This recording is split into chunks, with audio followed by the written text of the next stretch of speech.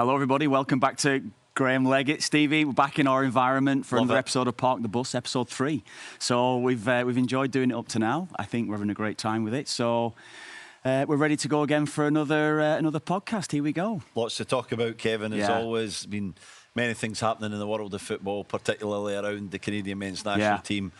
In the week that's been, I think the biggest topic where we have to start is actually off the football field.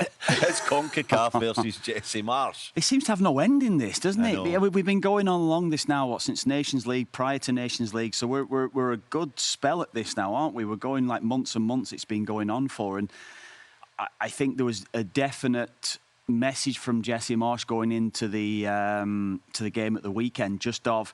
He's got to temper this a little bit. He's got to maybe just... His choice or the organisation's choice? I don't know. That's an interesting one, really. You're probably more into the know on Canada soccer and maybe how they're feeling internally, I suppose. Yeah.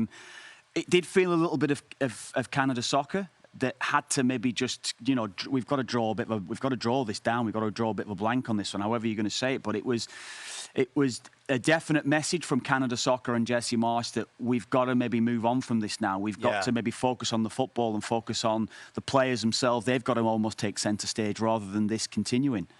I think it was starting to get a little bit childish, in my opinion. Yeah. It was back and forward, and it was starting to get feeling like it was persecution from CONCACAF towards Canada Soccer. I'm not sure it was that, and I felt like Canada soccer had to dial it back a bit and just get back to doing the main thing, which is playing football. I can understand in many ways CONCACAF is such a sort of strange organisation, the way that it does things. It's not in a conventional way, maybe like a UEFA would be in terms of planning around tournaments and the details. As we're seeing with the Gold Cup now, aren't we? We don't know what's happening long term with the full tournament, do we? Yeah, it's almost like they're trying to guide tournaments in a certain direction. And I think at times that could be frustrating if you're not one of the main top two teams in Mexico and the US. So I can see why Canada felt like they've got a chip on their shoulder, sort of up against it. So, but I think it's got to end now, and they've got to move past it. Jesse Marsch has been very vocal.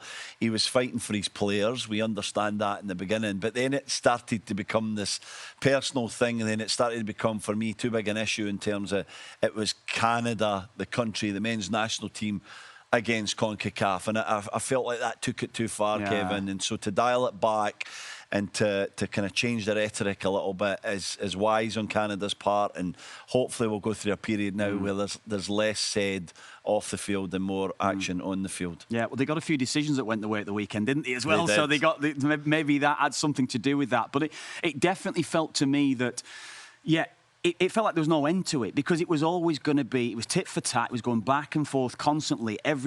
No one seemed to be given an inch on it. And there has to come a time where internally as an organisation, you've just got to do what's best for everybody, what's best for the team. Ultimately, it has to be what's best for the team, what's best for the players, what's going to get the best out of the players. And this narrative that was going into every game, the players are getting asked about it. They don't want to be answering questions on what's happening off the field. So... I agree what you were saying at the start of it. It felt as though it definitely has been like that over the last few years. It's definitely been a little bit of, it's Mexico and the US and little old Canada. Well, they'll be fine. And I think, rightly, Canada now are at the top table, and they are at the very top, probably, the way that they've been playing over the last year. So I think they deserve the respect. And I think that's maybe something from CONCACAF as well, that I hope the dialogue has been... I hope the dialogue has gone in between Canada Soccer and CONCACAF as well. Well, you just hope that the message has been received. I think in many ways Canada and Jesse's fight here has been justified. I definitely think Canada are the third team in this power struggle within CONCACAF, and I think they really wanted to make a point that we want to be recognised and we want to be treated fairly and the same. And so when I look at some of the issues, they had a point for sure. Jesse Marsch had a point to say what he was saying, but I think in the end it starts to look too childish, doesn't it? It starts to look like I know. You're fighting every single decision. We don't know the details of what happened in the game in BC Place in terms of where Jesse Marsch was sent. Was he in the right place? Was he in a place that was you know, adverse to what Concacaf had said they wanted them to be. Like, we don't know the details. We know that someone might be coming down the line, and we know there was a bit of an altercation, which you can understand in the heat of a game. But ultimately, as we're saying here, it's going to be forgotten about now. I think Concacaf have to come down a bit as well. We saw a strong response in the pre-match interview between Matthew Shinetti, Christian Jack and Victor Montagliani, where Victor Montagliani, the president of Concacaf, was firing back at Jesse Marsh, less than Canada Soccer, Jesse Marsh personally. And so I think a de-escalation on all sides is important here. It has to. And again, it comes back to, ultimately, it's the players. And there's so much now maybe around the modern game where, and I feel as though right throughout the game now, where the coach can become the focal point. And I think in many respects it's probably right. The manager as the focal point, as the leader. Alex Ferguson always said that, didn't he? That the manager is the most important person at a football club or a part of an organisation. And in many respects that's right. But if that's becoming a detriment to the team that's going onto the field, then it can't be right, can it? So it has to be a little bit, as you say, maybe a give and take, and everyone's got to, you know, almost eat a little bit of humble pie. Get on with it. And then once that happens, I always feel that the team then can just start to fully focus on I think it's an interesting one, though, Kev, because back in our day, there was these high-profile manager figures, Ferguson, you mentioned, Arsene Wenger, Jose Mourinho. These guys were like larger than life. They were the figureheads of their club, weren't they? And they took a lot of pressure off the players. They deflected a lot of things with their post-match comments, and that was a style, wasn't it? And then we've went into an era where you've got a lot of these managers. I'm thinking Xavi Alonso, the new Madrid manager, as an example. Ancelotti even is the ex-Madrid manager, now Brazil manager, as an example, a manager a little bit more in the background who lets the players be the stars and tries to be quieter. Nagelsmann, we could go on and on about this modern manager. And now we've got this throwback of Jesse Marsh stepping in and being that old school focal point, take the pressure off. I'll ask you, is he doing that because this squad, might lack a little bit of personality? Do they need someone like him to step up and be that voice? Or is he doing that because it suits his own personality?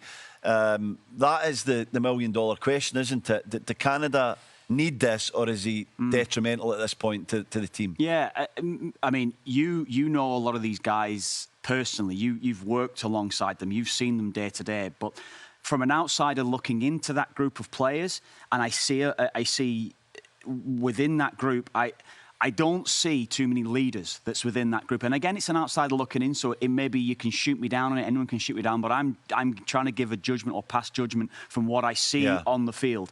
I've constantly said from the start of when Alphonso Davies was made captain, I don't feel as though it was the right choice at the time, and I feel it probably stronger now because I don't feel that Alphonso Davies is a captain that is going to be vocal off the field. I don't think he's going to be coming out giving himself to media. I don't think he's going to be that sort of guy. He's quite closeted in how and defensive in how he does his interviews. He plays for such a big club where everything is done indoors anyway. So he's quite happy being in the background playing for Bayern Munich. So for me personally, if you're going to be an international captain, you have got to be out there. And you might not necessarily want to be that way, but I think you've got to be. And I think more so now with this last year towards the World Cup, and I'm sure he will be, Alphonso Davies continues as captain, I feel as though he's got to be a little bit more vocal on behalf of the players, on behalf of the organisation, on behalf of himself. He's got to be a little bit more giving to the people that's going to be maybe promoting him a little bit. But outside Alphonso Davies, I don't see a lot of real leaders that's within there. Maybe if I'm looking at Alistair Johnson would be one. Jonathan David, to me, and I've said this constantly, Stevie, him by showing up and doing what he's doing right now says to me that this is your guy. This is a real guy and someone who I know I would have loved having him as a teammate. Just by him showing up and playing and doing what he's doing right now with his contract situation, I probably love him even more so now than I probably ever have done. So to me, it shows that is a leader. That is, and you don't necessarily have to be vocal. You don't have to be the guy that screams. Yeah. You've got to lead by example. And I've not seen that from Alphonso Davies, leading by example or by being vocal in any sort of way. So again, it might sound harsh of me because I don't really know what's happening internally there, but that's my opinion of an outsider looking into it. So there's maybe Jesse, just in answer to your question there, Stevie, maybe Jesse has probably looked at the group and decided, I don't really have that guy or too many of the guys. I know they have the leadership group that's within the roster. Yeah. How vocal are they as a group together? And Jesse might feel that I've got to be that guy that's going to be the spokesman for the team. And I can understand why he's like that, because they do not have that vocal leader. They do not have somebody who can step up in the most important times. I got to say, it's very hard to be a leader in this modern game because you get asked all sorts of questions. It's more than just questions about football, questions about on the pitch. You get asked about politics, you get asked about global issues. It's very difficult, especially with an international team, to be that leader. Yeah, and it goes back to the World Cup when you talk about leadership, and somebody who I fully admire within the US. There's we've gone about the US, so we're going to talk a little bit about the US probably later on in this podcast.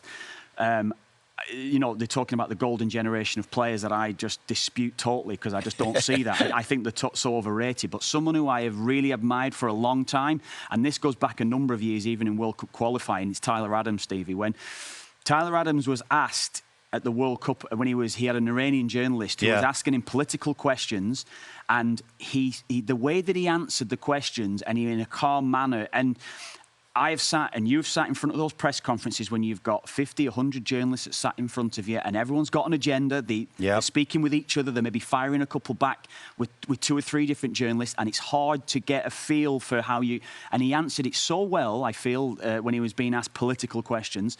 That's what's going to happen with Alphonso Davies at the World Cup next year, isn't it? And this is where you've got to be ready. You need maybe a little bit of coaching, however you're going to deal with that sort of thing, because the answers that you give is representative of a nation. Yeah. As much as crazy and maybe as stupid as that sounds, but that's what it is. Yeah. And I always remember Tyler Adams going back to that point. So remember in Qatar, it was incredible the way calm, he answered. Calm, composed, a real leader within that group. I don't think Canada have that, Kev. I think they've got some wonderful players. I think they've got some good leaders in their own right. But I don't think when I look at Eustáquio or Jonathan David, Alphonso Davies, maybe Kyle Larin might wear that armband at times. I don't think they have that player, that person that is very comfortable in that kind of setting and stepping up and standing up and speaking for issues on the team, issues in global politics, whatever it may be. So I think Jesse Marsh has recognised that. He stepped in that fold. He's probably hoping that some of these young men maybe develop that. Of course, it improves and it comes within your career. But at the moment, when I look at these guys, they are lacking that real... inspirational leader in every sense. It's a gap in modern football, to be honest. I think it's not just a Canada problem. There's a lot of club teams and international teams that have this same issue. But there is a gap in this team, someone who will be consistently in front of the press, will say the right things, will be strong and aggressive when he needs to be, will play someone down when he has to do it, and will focus on the team and focus on other areas. It takes such a skill set and still be good at your game as well. Can the gap be redressed? Can it be manufactured? Yeah. Do you feel? Maybe, but I think that this team lacks that, and so I think Jesse will always be that figurehead that steps into that space, because I don't know if Eustáquio or Davies or David is going to do that. Yeah. So I think it'll always fall on Jesse Marsh, and it's natural to him, and he's very good at it. We've commended him in the past for being able to step up and talk about multiple issues and fight for Canada, even though he's a US citizen. So we've liked that side from Jesse. But in the last few weeks, we felt like it's went a little bit too far. It's so hard. But I think ultimately at this point, he needs to step back a little bit, and they really need to hone in and focus on what's happening on the field now. Be pretty quiet off the field. Everything else, play it down. They've started the process of that. Continue along that path, because now it's all about results on the pitch. Well, let's talk about on the pitch then. Let's go back to the weekend. You know, we know that we're getting close, obviously, to the El Salvador game at this stage now. but we're looking at Canada going into the weekend's game after that Honduras victory when they were so good going into the Curaçao game, and we had real high hopes. Was it just a crash down to earth? Was it just an off day? Was it maybe the changes that Jesse Marsch's made? I've asked you a few questions there within that, but there's a lot to address, I think, within the starting 11 and how the team performed, because it was way off the standards that Jesse Marsch and the way and the standards that this team has set themselves, I suppose, as well. Yeah, miles off, and that happens. That does happen. We've got to accept that. And let's start with the excuses. It was ridiculously hot in Houston. And it's not easy to play in that heat. It's not easy to concentrate. It's not easy to do continuous high-intensity running. Jesse Marsch's tempo, isn't it? Yeah, exactly. The style that they like to play is high tempo, high press, lose the ball, repress. It's all action all the time. And that is not easy in their conditions. And then you make a whole load of changes and you play a lot of the wider squad, and you start to see that there's not that cohesion there that you might hope. So I don't think they had a period of play where they had 10, 12 passes in the whole game. Yeah, no, I agree. And so in that kind of heat, at times you gotta modify the game plan, keep the ball, make the other team move. It's the old statement we always used to say, move the ball to make the other team run. We never really saw that. We saw Curaçao get set, and Canada tried to attack really quickly every single time. And to me, that was the wrong tactic. To me, that should have been recognised very quickly by somebody on the field. We get back to the leadership thing. Maybe somebody being able to say, assess the game and change the way that they were going about it. I'm with you there as well, and I think that's a good point you make there. But is it this? We spoke about right at the start of this here now. It's Jesse Marsch's style. He plays a certain way, so he wants his team. So out of the 11, or if we've got Jesse Marsch's 11, I'm enjoying you race the roster, by the way, Steve, every week. No pressure on that every week, is there? I'm not enjoying it myself, trying to come up with new content every week. It's good. You can cope with that. No bothers at all. But within that, and there's genuine points to it as well. Within that race the roster, Stevie, that you've got so many players that's trying to force their way in. So we can all pick Jesse Marsch's 11 now. And I think within one or two, we'd all probably have a similar 11 that we would have. We've spoken about the depth chart and where the other players are going to come from. We felt probably going into Copa America, Jesse Marsch had maybe 14 players. That has definitely expanded now. We do feel we've got probably 24, 25. But out of that 13 or 14 players, outside the 11, I think we saw at the weekend that they could be a little bit limited now, or they certainly have to seriously improve from what we saw at the weekend out of those players. Because I think if we're talking at relationships throughout the side, the two centre halves, the two wide men and fullback, centre forwards, two midfield players, there was a lot that I was looking at, and you were obviously calling the game as well. There was a lot I was watching throughout that. There didn't seem a lot of understanding, a lot of cohesion. I'm going with you in the fact is that there was no one maybe on that field at the weekend that was able to go, I need to get hold of this game. I need to just control it a little bit, take the pace out of the match, just to give us a 5 or a 10 minute breather to try then we can kick on again and go. And it didn't seem that, Stevie, to me. Didn't happen.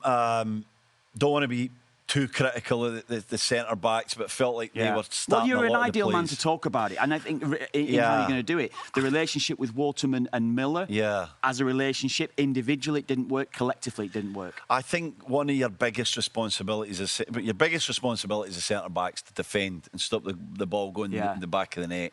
I thought they defended quite well through all. Second half got a little bit ragged, but your next responsibility in the modern game is to understand what the game needs at that time, because these days centre-backs are pretty much getting the most touches in the field. They're starting every attack. They were too keen to sort of get the ball in behind, and Curaçao were waiting for that, Kev. They were sitting in a lower block. They were making sure they were giving themselves 2 and 3 yards against Schaffelberg and against Jayden Nelson, who were very ineffective. And so I think what was needed from the centre-backs to pick on them, because I played that position, was more patience and moving it around the back, into midfield, get it back, go to the right back, come the other side. just a patience to the play that would maybe disturb Curaçao and draw them out a little bit to then find the gaps either in behind or into the 10, into Jonathan David, into that kind of space between the defence and the midfield. But we kept seeing Waterman and Miller particularly with long straight balls, and even Saliba and Coney at times too quick to try and play that killer pass instead of the one extra. Was it trying to impress, do you think? It was almost if how many chances have we got now between now and next summer? This is our huge chance. The other thing I think we got to recognise is that because of the ban, Jesse Marsh was up high. Yeah. So they were lacking their head coach to maybe adjust from the sidelines, and it would have been easier. And a word during the drinks break just to tell them. Yeah, there was like 1 or 2,000 probably in the stadium when Canada were playing. So was that many? You could easily have heard his voice. It wasn't like it was 70,000, 80,000. So I think they missed that. I think they missed that adaptation from the sidelines on the field. We could assess that. But ultimately, it was probably because too many of the second string players, and no detriment to any of these guys, were on the field at the same time, and they were trying to fight their own personal battles to get their place, and they were trying to work out maybe a new relationship, a new partnership, and figure things out that it was maybe too much to ask of these guys to make the adjustments needed to be better, to break down Curaçao and to come away with a victory. I think it's a really good point you make on the two centre halves that have so much ball, so much possession now, because it's definitely a modern phenomenon within the game that the centre halves are controlling games rather than the midfield player. They're controlling the tempo more than they ever have done. But the one thing I would say with it was, particularly you mentioned Kamal Miller, was his quality, Stevie. And if I'm looking at, I always look at midfield players and a midfield player that might drop off and hit a 50-yard diagonal pass and continue to spray passes. They look great on TV. They look great maybe from the side of the field. Personally, I think they're easy passes. I think it's an easy pass if a player has got a little bit of space. I don't think they're actually, a lot of the time, effective balls as well that's going to open up a game, unless you've got a wide man that demands the ball and he's going to continuously run at players. You have to, I feel as though that's the easy part of midfield play. The ones in midfield play are the ones you're going straight through the middle breaking lines. But I'm just going to add to it, Steve, before you say that. The centre halves, I think if you're going to hit the longer passes, I think you've got to be accurate to within a 2 or a 3 yard. I don't think it's hard to do that. And you were a very good centre halves at stepping in and hitting diagonal balls, playing passes to wide men. I don't remember, again, watching Kamal Miller at the week, I don't remember seeing Kamal Miller hit balls that were going 10 or 15 yards off. Yeah. A lot of the time, I'm not saying every time, but a lot of the time, so many passes were so off. And even the balls that were finding teammates, they were bouncing in around your shin. There was nothing that frustrated me more. I used to play in a wide position, and you were heavily reliant on a fullback, probably when I was playing, to get you the ball quickly. As soon as the ball was shifted to the fullback, you wanted that fullback to open the feet out and fire it into you as quickly as possible. And if a ball's been bounced in at you without precision and not a real crisp, hard pass that was coming at you, it might take you 2 or 3 touches to get hold of the ball. That's what I found with Kamal Miller the weekend, that when he was finding his target, it was a difficult ball to control for the guy that was receiving it. Yeah. So again, that is another thing that clearly suggests to me that he was probably a little nervous. Yeah. There was a little pressure on him. You know, we spoke in the pre-game about him losing weight and things like this. So he obviously feels that the onus is on him now to prove himself ahead of next summer, and it just didn't work out for him at all, and you're probably feeling for him a little bit. I was feeling for him because I know he's got better quality than that. He is capable of playing the passes. He's capable of playing through the lines. He's capable of playing the longer passes. But I agree with you. I think he was a little nervous. There was an anxiety to his play to try and make a great pass and be recognised for it. And maybe there was just sort of too much. He put too much pressure on himself to be the man, and his whole performance was kind of off because of that. And this is what I'm talking about kind of destabilising a team. To play the longer passes against a team like Curaçao, the way they were set up, you have to play the shorter ones first to draw them into an area to get it to the other side. And I didn't see any of that from Canada, where midfield pairing. They weren't on the ball a lot, really. I thought first half that Saliba did quite well, I felt, watching it. I've not watched the game back. I know you've watched the game back, and maybe that's something that I probably need to do. But I felt as though that Saliba was trying to break lines with the pass. I think he was trying to get Johnny David in the game. I think that was maybe his instruction. Yeah. You get David into the game as much as you can. I felt as though he played quite well for the first 45 minutes. I felt there was maybe only two, maybe three, I suppose, that can take a bit of credit from the game. One was Basong. I felt did well at left back. I thought Basong and I was felt the best. Saliba did okay, actually, but I don't think you necessarily feel the same as me on that. No, I thought he was okay, Kevin. I don't think that he had a bad game. I thought he was one of the better players, and I'm probably expecting too much of him. But I wanted to see him. We like him, don't we? Let's be honest.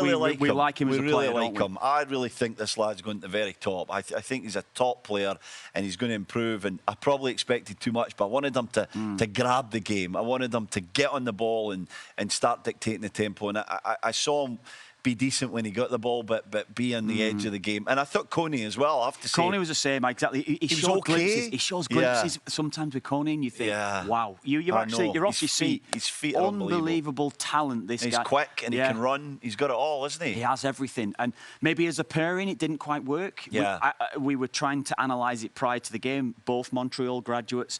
Actually, the four of them have got experience with Montreal. Waterman, Camille Miller, and the two guys in front, Cornet and Saliba. And we were hoping that would add to the relationship and it could grow together. But they look a little bit stretched, I felt. There was they weren't close enough to each other. And you talk about these little passes, these shorter passes that might be able to... I thought Coney was a bit too high at times as well. Could he have came in alongside Saliba? He was almost playing alongside Jonathan David, wasn't he? 2 10s, Yeah, and I thought maybe he could have came in there and they could have played little, triangles, little squares, like you would see maybe a Brighton play where they get you in really tight and they draw you in to break the other side. Getting the overload in the middle of the park. I'll tell you a good example, Kev, for anyone that watched PSG against Atletico Madrid in Pasadena in the Club World Cup. We know PSG like to go direct. They like to get in behind. They're very vertical in the way that they play, with the pace and the quality that they have. In Pasadena, in the heat, they played a totally different game. They played short, sharp passes, and they kept the ball. And it was a little boring for PSG because they're so exciting when we watch them. And they sort of kept the ball and moved Atletico Madrid around and waited on the real opportunities to go and hurt into tens and into wide areas. And it was a masterclass in adapting your game plan for the conditions. Do you know what I was going to say to you then? Just thinking here now then. Do you think that this performance or this sort of environment for Canada has got Jesse Marsh thinking about next summer? Because I think we know that Canada will be fine when they're up in Toronto and up in Vancouver. When they get out of the group and they're going to have to head south if they're going to progress in the World Cup. Their knockout games are going to be down in the US. If they've got a game in Miami, say, or wherever it will be, to go down into that sort of heat, is there going to be an adaptation for Jesse Marsh? Is he going to have to feel that he's going to have to change personnel within the team? I don't know. Do you think that could be the case? It's certainly jumping out to me that might be the case. I think this could be the best thing that happened to Canada and Jesse Marsh and his coaching staff, because I think as they assess this game, they're going to have to look internally and go, what could we have done better? How could we have helped these young men to be more effective? And I do think that... not to be too controversial, but there was a question by the English journalist about plan A and plan D. You only have a plan A, and Jesse said we have plan A to Z, and we actually have double Z, and I get why he's saying it, but bit of sarcasm from Jesse in answering that to the English journalist, asking that outright. But then I'm sure the English journalist was a little smug as he was watching the game, because it did kind of look like they only had plan A on the day. They kept trying that same pass in behind, in the wider areas where they've been so effective in a lot of Jesse Marsh's games, and it was not working. So is this an opportunity for everyone to come together, for the coaches and the analysts to pull out what they need from that game, to adjust, and then obviously to drill it into players? He's an excellent coach, Jesse Marsh, as well as his staff that he has around him. And I'm sure, they'll be dissecting every inch of it. And it's a chance for them to regroup and come up with some different ways, some different theories heading into this last game against El Salvador. And hopefully all the way to the final for Canada. But it really a big learning opportunity within this game for me. No, I agree as well. And I've talked about your race to the roster that you're doing every week as well. One lock for me now is absolute certainty is Dejan Buchanan. And how can you lock him before he's got his club future Well, this sorted? is my own... I was going to say...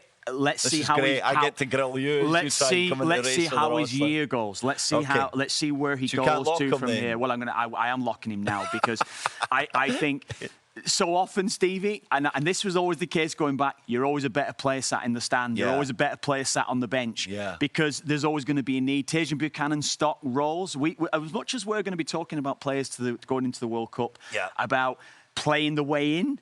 You can also play your way out. You have your best games in the stand sometimes. Sometimes that's the case. And if I'm looking at Moise Bombito, Derek Cornelius, I don't know, maybe one or two others, but what definitely about even young Luke de Fougerolles? Luke de Fougerolles certainly looked like they were missing a young kid. Yeah, unbelievable.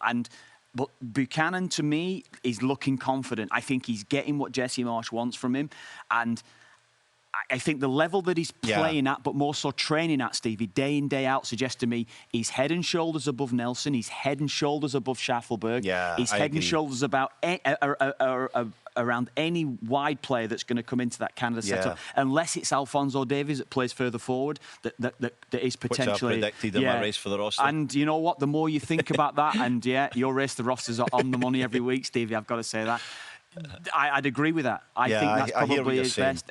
But Buchanan, to me now, is showing that where he was a few years ago. It looks like confidence through the injury. Get the right club now for the next year, because this is a big year for Larin, for Buchanan. But the level that they've been playing at and training at suggests to me that they're way ahead of some of the other guys that's within that roster, Stevie, and that's it. I agree. I think that we'll see what happens with his club form, but I think he'll be rubbing his hands and licking his lips through the rest of this tournament, because Canada have to play him. They're a better team when he's in the side in this forum, so he's going to have a platform to go and really establish himself as Might call that a lock, eh? Yeah, maybe. Let's see after the final, maybe. Last thing we should talk about is the strikers. There's a big debate. Obviously, Jonathan David will play. Didn't have a good game against Curaçao, by the way. He was really poor, Jonathan David. Tani O'Shea was his partner from the start again. He did well in the first game against Honduras. Promise David has done well in his games. He's got 2 goals in 4 games. Did anybody do enough, in your opinion, to take Kyle Larin out of the team, or is there still a doubt there? No, there is still a doubt. Again, it comes back to where he's playing and what he's doing day in, day out at his club. Kyle Larin probably needs to get a move, or at least get more game time next season. But wherever Kyle Larin's going to go, he'll still be playing at a better standard than the other 3 pretenders. I'm interested to see how Daniel Jebison goes with going to my old club, Preston North End now, to see how that move progresses, because that's going to be a tough move for him. Preston are going to be fighting against relegation in the Championship, so it's a different feel to Daniel Jebison playing in a team like that. But it's a chance to improve playing every week, He's got to play every week. Let's see if he gets the goals to prove it. I think he's got to score probably 10 or 15 goals at least at that level to really go and push Kyle Larin. But he's failed to produce anything really in a Canada shirt. I think he's tried too hard, I feel. Promise David gives me a lot to look at, to go, I think this guy's got something. Now, there's a lot that he needs to improve on. And we always talk about the ceiling, but I think his ceiling, Stevie, if the things start to come right with him, and is a bit of a throwback. I played with some great strikers, Duncan Ferguson, like of his ilk, Niall Quinn, incredible strikers. But how good were they guys touch? Oh my God, Quinny was. Everyone underestimates how good they were into feet, into chest. Yeah, Quinny's one of the best. Quinny, genuinely one of the best. So his awareness on the field, on any high ball, very similar to Dunk. Dunk probably had a little bit more pace than Quinny, in fairness, but Quinny was just remarkable in how he'd see things ball in flight, and how he could, honestly, he could see the movement around him as the ball was in flight, and he would know exactly where the guy was going to run to, and he put it in the space for you as you made your move. You make your move, and Quinny would find you, no matter where you were. Quinny was a sensational footballer. And if I look at Promise David, I don't think he'll ever have the touch of Niall. I certainly think that. But if I'm looking at players that I would have played against, he is a bit of a throwback to 90s, 2000. You know, someone like Didier Drogba, that was I feel in my opinion, Didier Drogba is probably the best striker as a number 9 in Premier League history. I don't think there was anyone better than Drogba to do having every part of his game in every way. Drogba was to me, and I think that is.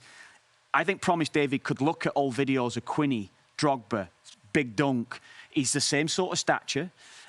He's got the same sort of way about him. He's got a confidence, doesn't he? And a likability, which they guys had, that cockiness which you need. And sometimes I think, sometimes we look at the older guys and you think, it's a past game. But Promise David just reminds me a little bit of that when I watch him. So again, I think there's a lot that he needs to improve on. His first touch lets him down at times, but look at him, Steve. That's what I'm going to say. He's probably had 2 chances. No, I know. 2 goals. He's a natural goal scorer. Yeah. And 2 great goals. Took them really well. Yeah. So it's in different kinds of finishes. He scores headers. He goes through and goal. He's left, right. He's got different finishes. But it's repetitions. The reason they guys got so good was because when they were teenagers, younger men, it was rep after rep into their body, into their feet. Practice, touch at wide, touch, lay off. They did it so often that they became amazing at it, you know. And so for me, he's got to hone in on that part as a part of his game. He needs to improve.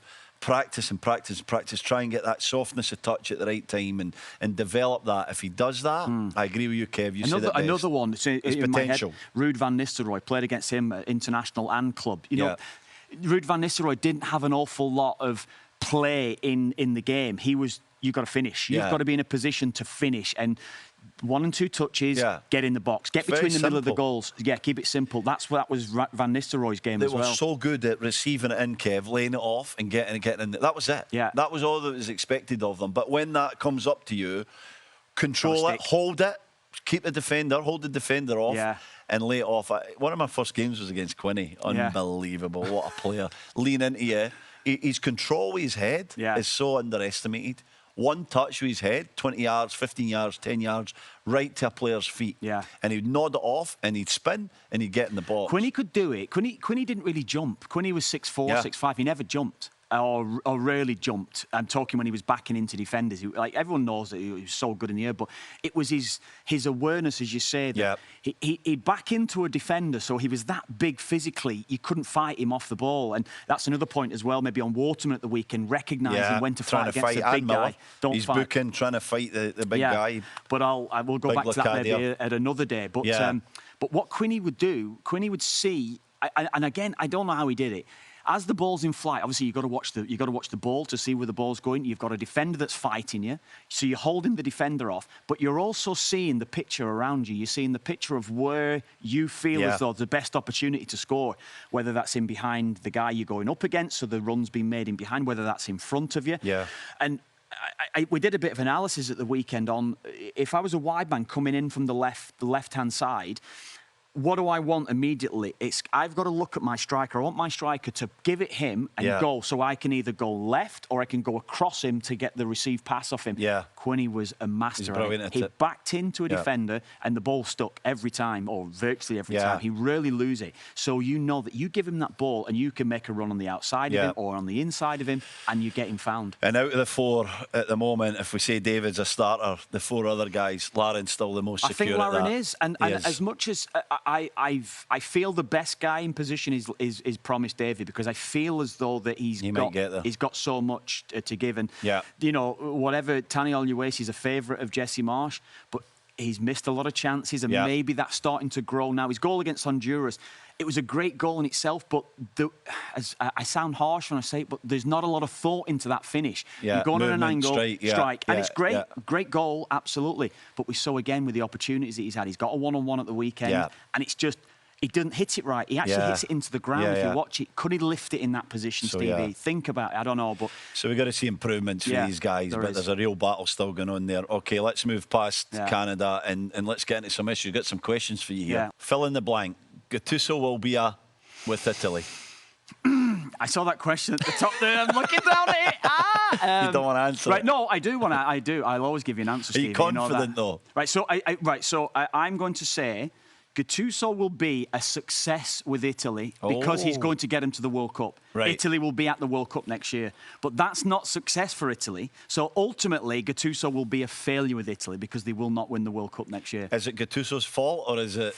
No, I just don't think. Pool. I think the player pool. They're not where they were 15 years ago, and I think we've accepted that.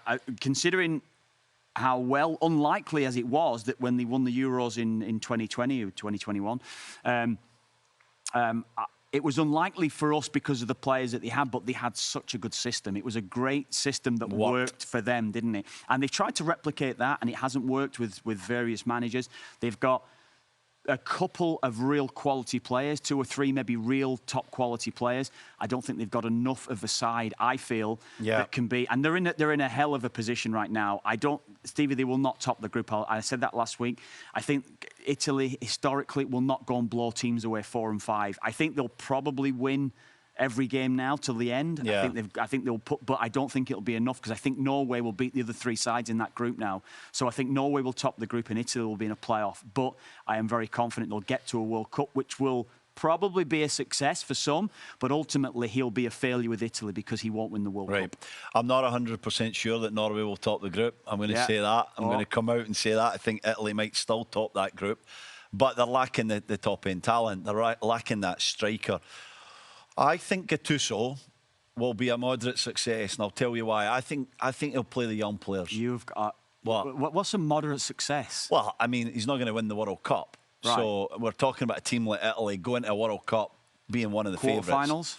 Yeah, I could see them quarterfinals. Right. Okay. I think they've got 2 or 3 outstanding players. Yeah. And I think I've got a crop of young guys that are coming through. The 21s just lost to Germany, didn't they, in the last 16? Yeah, but they've done well in recent 21s. years in the youth ranks, and they've got some good young players. I think Gattuso will promote these players through. I think he'll give them a chance. And I think when you look at like Barella and Tonali, they've got a couple of really outstanding players. Yeah, I like Bastoni as well. Yeah, Bastoni, a good player. So I think they can be successful. I think they'll get to the World Cup, and I think they could be decent at the World Cup, but I'm not sure that they're the Italy of old, and I don't think it's fair to blame. We need them at the World Cup, though, Stevie. We need them there. It's a better World Cup when they're there, but we can't blame Gattuso for that. I think Spalletti couldn't do it. Mancini left after a great Euros, so some top managers there that couldn't get it done. So to put all that weight on Gattuso, I think it's a bit harsh. Yeah, it's a good one anyway. Let's go to point 2. Right. Fill in the blank, Stevie. This one's for you. Jonathan David is a top blank striker in the world. So are we saying he's a top 5, top 10, top 20, top 50? What bracket do you put Jonathan David in? It's a tough one. That is a tough one. Look, David's a top striker.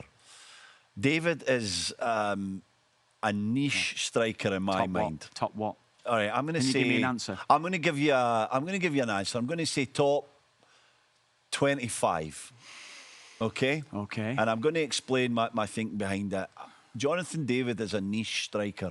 In a specific team, he can be really effective. He's effective in a team that sit back, that have a lower block, that are defensively minded. He's an outstanding defensive striker. He picks up great positions. He prevents the other team from playing. Yeah. And he can be effective on the break, and he can score goals when he's confident with few chances. Doesn't need a lot of chances. He scores goals that maybe are unexpected from a striker. So I think the attributes are significant. They're strong. So top 25. Yeah. How do you view that though?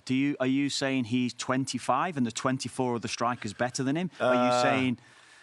Because if I'm looking at 9s, like as there's not a lot of 9s. No, there isn't. Is there really? And I'm not trying to down. I probably agree with what you're trying to say to me here around where he is in the. But as a 9, you've got maybe someone like Harry Kane. You have what's the Swedish boy who plays in Portugal that's going. You've got maybe Osman. You've got Gyökeres. Yeah. Gyökeres, that's it. Yeah. Isak.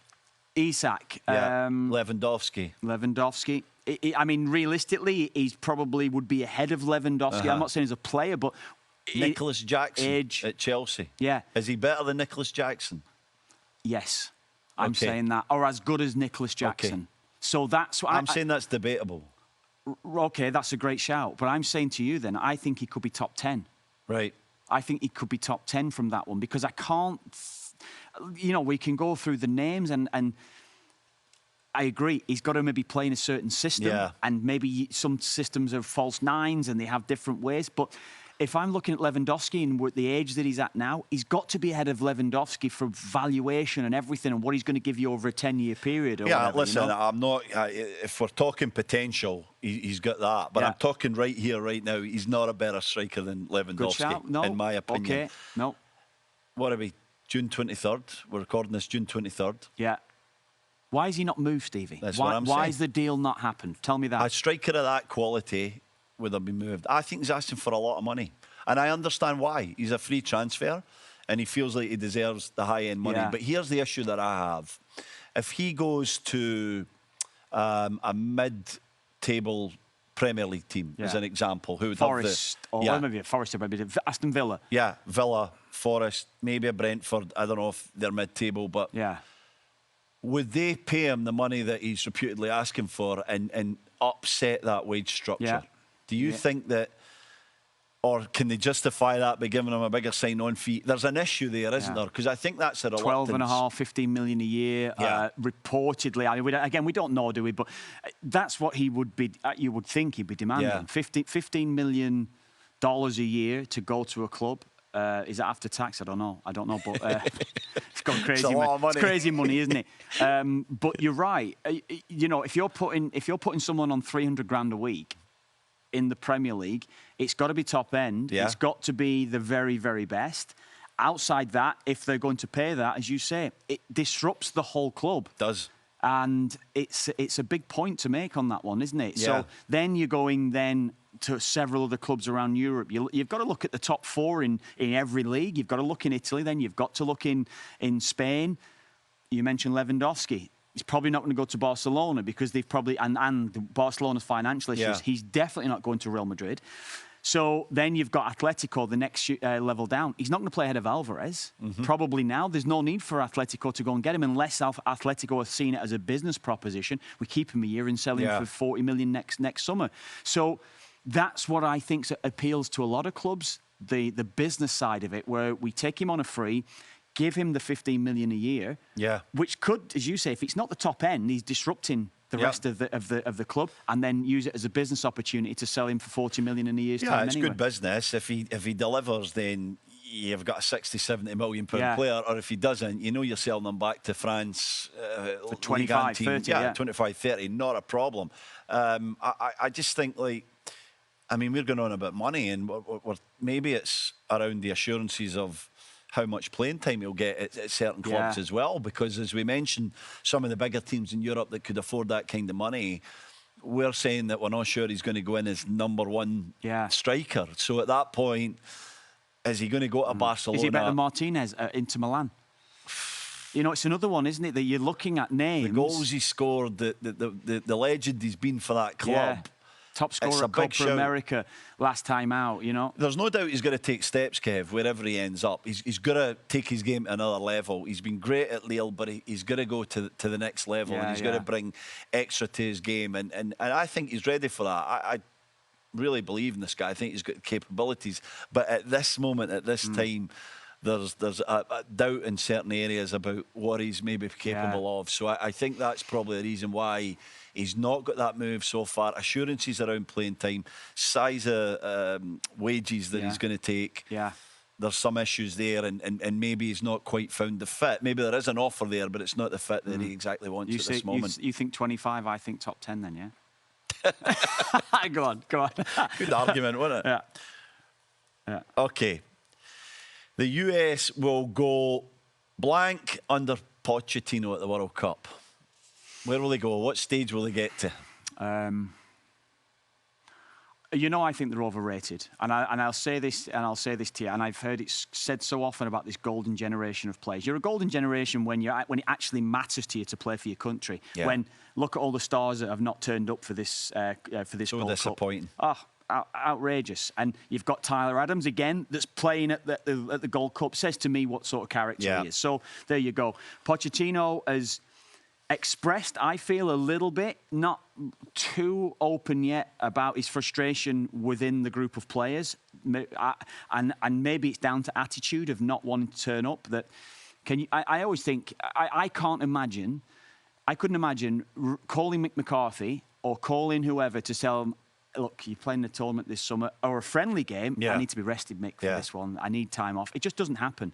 If you're a top pro, you want to play every game, especially for your country. And I always feel playing for your country is very different. I understand that when I was getting back issues towards the end of my career, that it would have been more beneficial for me to prolong my international career the way I felt by having a summer off that could have been friendly games. I get that. But not when you're playing in the tournament. Regardless of how this tournament is viewed globally, regardless of how it's viewed. It's a vital tournament a year before the World Cup. It has to be now, Stevie. It's a vital tournament of competitive games for them, and all the players are pulling out. So, right, they're pulling out. It says to me, we're Poches. So we're asking of where they're going to go at the World Cup. The way it's going for them right now, I think they'll get out. I think they'll get to the knockout stages. So then we're going to get to the last 32. And I think they'll get to the last 32. That's what I'm saying. They'll lose in the last 32? I think they're going to lose the last 32 game. I think they feel as though they're better than what they are, and they've got a lot of good players, but those good players are not gelling together with each other as a team. And I feel as though that they're so overrated collectively and individually. You know, if you're saying that Christian Pulisic is a world-class star, he's as far off a world-class star imaginable, Christian Pulisic. He's not world-class, Stevie.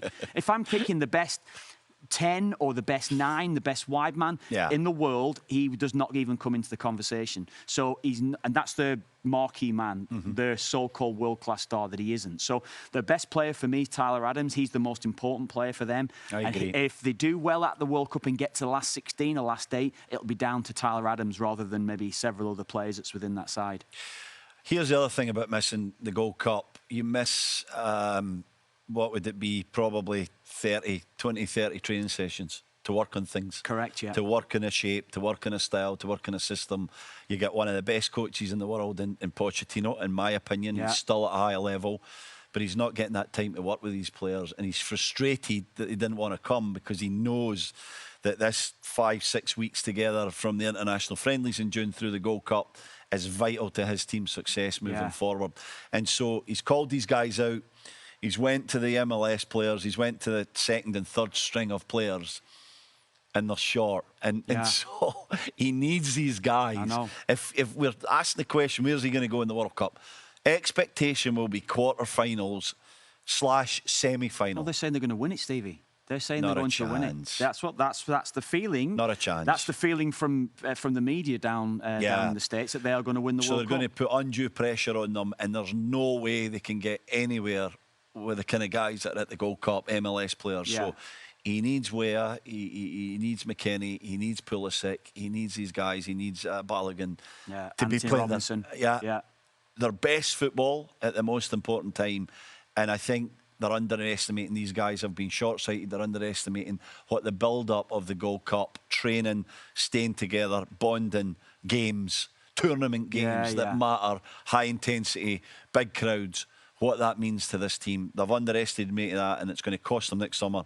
I'm saying last 16, maximum. I'm with you on that. I think 32. And I'm not trying to downplay that, but I just feel as though that there seems to me like there's a lot of issues around this side now, whether that's Poch as coach, whether he's the right guy for that group of players, I don't know. It looks to me like he isn't right now. But as much as we spoke right at the start of this podcast around Jesse Marsch and Canada Soccer with Concacaf, there has to be a little bit of middle ground here. I think that's what's called for between here the players and Poch. Players and Poch. They got to have some. Because everybody knows Pochettino's demands his players every day. I remember when he was even going back to his Southampton days when he first came to the Premier League. I was working a lot on around the Premier League at that time, and the demands that was constantly said to me what Poch is doing day in, day out. He took that to Spurs. He took that to PSG or wherever he's been, every club. He's probably frustrated that, as any international coach, is that you don't get the time. But you go back to your point, how many days is he going to have on the training field before the World Cup? Yeah, it's vital. We're not talking about games here and windows. He's got probably 5 or 6 windows before the World Cup after this. But if that, how many games? 10 to 15 games? Yeah. How many training days is he going to have? Because some of those days, they might be in for 2 days. Yeah. It's very little time. 2 days in a friendly match, not a competitive game. Exactly. Not a real crowd. No, that's it. This is the best Gold Cup I've I've seen as well. Yeah. This is competitive. Yeah, exactly right. There's good games here. Mexico have got a strong side. We know what it means to Mexico. A 5-0 Trinidad and USA, and we've seen a 6-0 Canada and Euros. But most games I've seen have been super competitive. Yeah. So being there and being in the environment, I think was vital for these guys. And I think, well, I don't know what kind of personalities they are, but they should regret it at some point. Yeah. They've missed a window here that they needed, and Pochettino's furious about that because he understands and it also, more. one thing, probably the last point, how many times in your career, Stevie, do you have a chance to win something and be successful? You don't get chances. No, I know. You can go through your career and let alone win trophies, win games. Win games is hard enough, but you've got a chance here with your national side to go and win the continental event, the event of, as you say, as well now, probably the most high-profile Gold Cup there's been, because it is almost leaning into the World Cup next year for everybody. And you're choosing not to turn up and play in it. It says a lot about the character. It says a lot about how that US side is going to be come World Cup time. So I don't know. I think there's a lot of healing that needs to be that needs to go ahead before that World Cup. We'll see. Plenty more for us to talk about, isn't there, Kev? Yeah, I'm enjoyed looking that again as always, mate. Cheers, mate.